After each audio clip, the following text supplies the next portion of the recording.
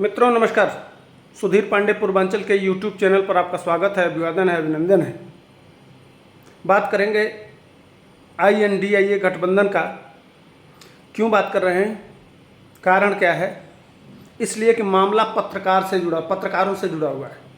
मनीष कश्यप को आपने देखा किस तरह से RJD के कुछ चुनिंदा कार्यकर्ता कह लीजिए या कुछ भैया पत्रकार भी कह लीजिए, किस तरह से उसको किन किन शब्दों से नवाजा जाता है, किस तरह से किया जाता है, क्या क्या किन किन शब्दों से कहा जाता है, उसको उसकी बढ़ती लोकप्रियता को देख के किस तरह से जेल में डाला गया।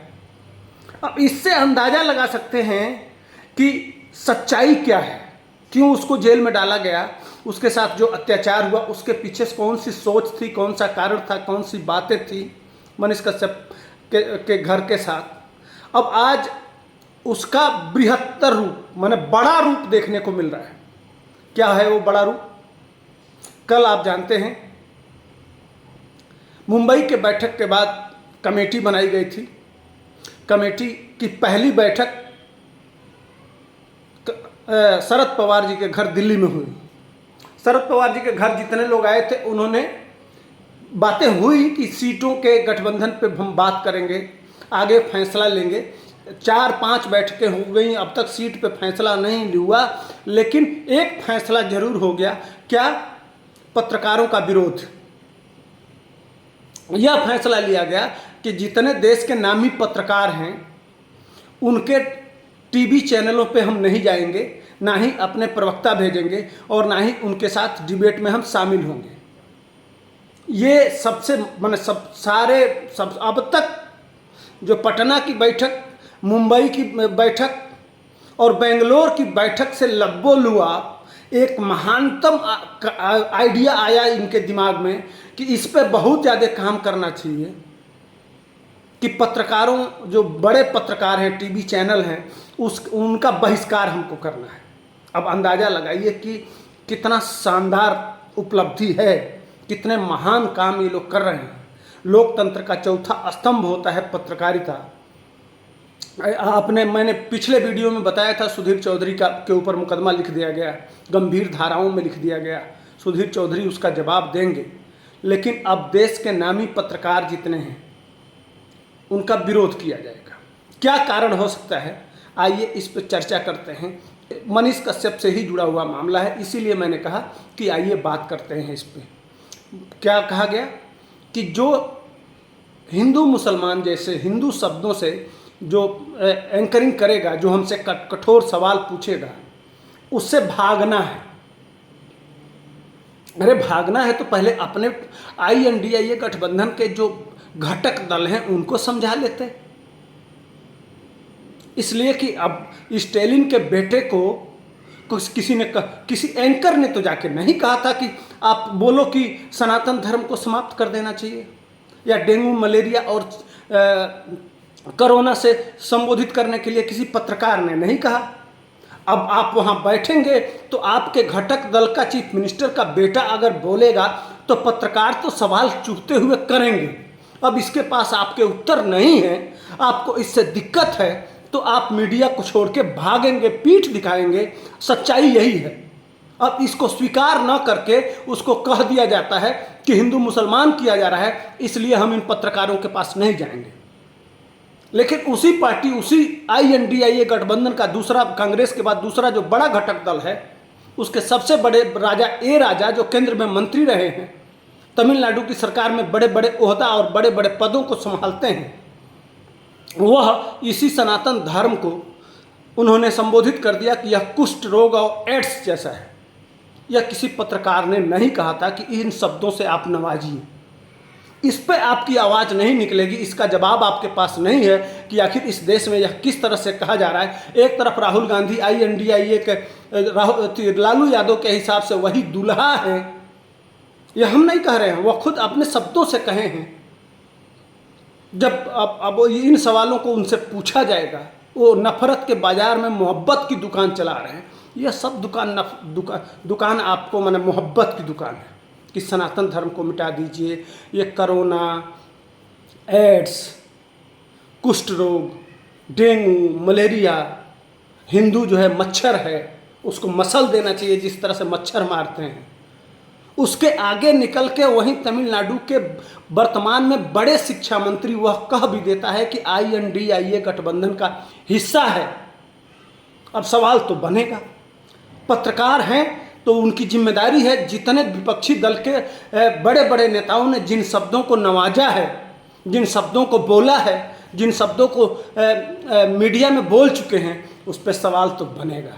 अगर सवाल पूछा जाएगा तो अब जवाब नहीं है तो आप मीडिया का बहिष्कार कर देंगे और इसको कह दिया जाएगा गोदी मीडिया। लेकिन असली गोदी मीडिया है कौन? जाके एक बार रवीश कुमार, शायद रवीश कुमार होते तो बड़ा होते, इसलिए कि वह, मैंने पिछले वीडियो में बताया था कि शाहरुख खान को अभिषेक मिश्रा बता दिया जाएगा।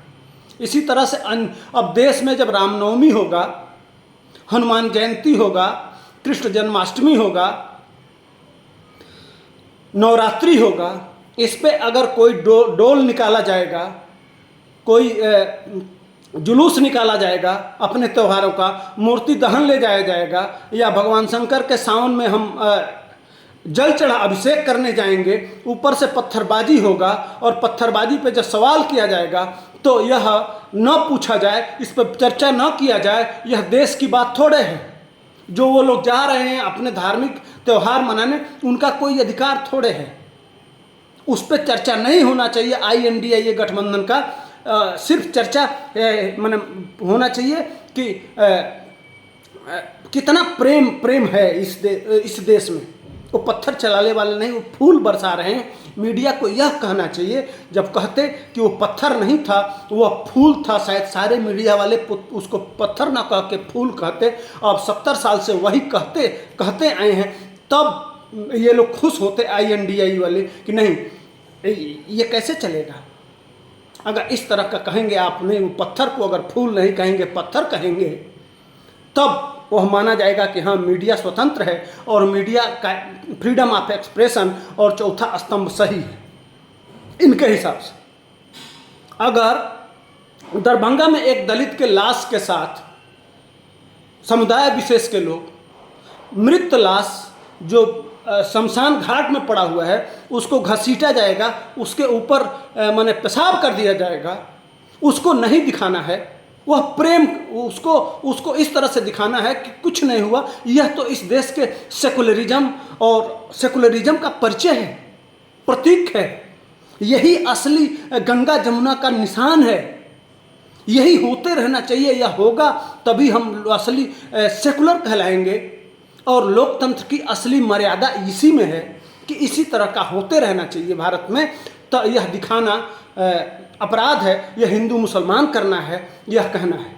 अगर यही दिखा दिया जाएगा टीवी के मीडिया में कि बिहार में कल मुजफ्फरपुर या समस्तीपुर, मुझे याद नहीं आ रहा है, वहाँ कुछ बच्चियों को स्कूल में सीट नहीं मिलने की वजह से वो भड़क जाती हैं, गुस्से में आ जाती हैं, पहले चक्का जाम करती हैं, उसके बाद से प्रशासन और ज़िले के अधिकारी आते हैं, वह उनसे मांग करती हैं। जब सीट नहीं मिलता है तो उनके ऊपर वो आक्रामक हो जाती हैं। उस वीडियो को दिखाएंगे, इस पर अगर बिहार सरकार से सवाल पूछेंगे तो यह गोदी मीडिया हो जाएगा।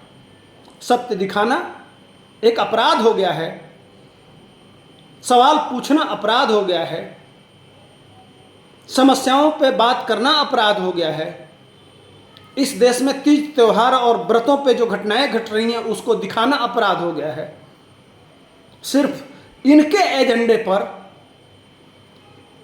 अब महंगाई की ही बात कर लें। कल अब भाग इसलिए रहे हैं कि जितने अब तक जो ये घटना, अब जो तमिलनाडु के तमाम मंत्री और मुख्यमंत्री चंद्रशेखर यादव ने कहा कि रामचरितमानस फाड़ देना चाहिए।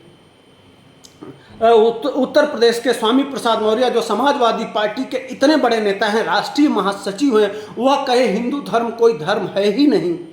राहुल गांधी जब उस समय यात्रा लेके निकले थे, भारत जोड़ो यात्रा, उस समय वह पुनैया से मिलते हैं। वह कहता है भारत माँ के ऊपर हम चप्पल जूता इसलिए पहनते हैं कि चप्पल जूता पहनेंगे नहीं तो हमारा पाँव इस भारत माता से गंदा हो जाएगा। उसके बाद कर्नाटक में कांग्रेस के ही बड़े नेता थे, वह बीफ का मीट का माने गोकसी का मीट का भोज करते हैं, अगर इस पर प्रश्न कर दिया जाएगा तो यह हिंदू मुसलमान हो जाएगा। आप एक तरफ करेंगे, राहुल गांधी ने ही कहा था कि हिंदू मंदिरों में लड़कियां छेड़ने जाते हैं, अगर यह प्रश्न कर दिया जाएगा तो यह हिंदू मुसलमान हो जाएगा। अपने गिरेबान में नेता लोग झांकते नहीं हैं, देखने का प्रयास नहीं करते हैं कि हम कह क्या रहे हैं। चंद वोटों के लिए, चंद तुष्टीकरण के लिए इतना स्तर पर गिर जाएंगे, और जब पत्रकार इनसे सवाल पूछेंगे, इसलिए कि इसके पहले नहीं पूछा जाता था, इनके एजेंडे पे काम कहा किया जाता था, पत्रकारों के कहने पर मंत्री बनाया जाता था। जब विदेश में जाते थे तो इनको 5-5 हज़ार 10-10 हज़ार करोड़ की बोतल और सरकार के सुविधाओं के से लैस होकर या विदेश का टूर करते थे। वह व्यवस्थाएं आज नहीं मिल रही हैं नरेंद्र मोदी की सरकार में, तो इनको दिक्कत हो रही है, और इसलिए अब प्रेस का बहिष्कार। लेकिन कब तक? इसके पहले भी कांग्रेस प्रेस का बहिष्कार कर चुकी है और जनता उसका जवाब दे चुकी है। अंतिम निर्णय जनता के ऊपर छोड़ते हैं। तब तक के लिए हमको दीजिए विदा, और वीडियो को लाइक शेयर सब्सक्राइब करते रहिए। हम इनको बजाते रहेंगे इसी तरह से। जय हिंद।